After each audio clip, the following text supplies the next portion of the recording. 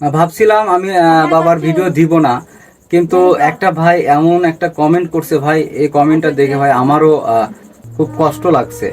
ওই ভাইটা বলছে বিশ্বজিৎ ধাওয়ান, ঠিক আছে। ওই ভাইটা বলছে যে আমি কোনোদিন বাবা ডাকতে পারি নাই, কারণ আমার বাবা ডাকার আগে আমি যখন পেটে ছিলাম মায়ের গর্ভে, তখন আমার বাবা আমাকে ছেড়ে চলে যায়। বাবার মুখটা দেখতে পারিনি।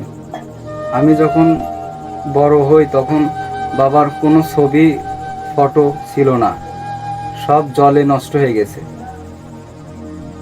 এতটুকু আমি বলি, বাবা জিনিসটা সত্যি আলাদা। আমার জীবনটা পাইনি, ছোট্ট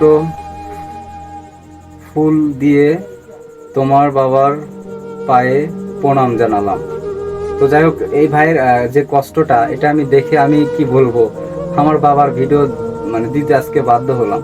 তো যাই হোক ভাই, কি আর করার, আপনার কমেন্টটা দেখে আমি নিজেও কষ্ট পাইছি।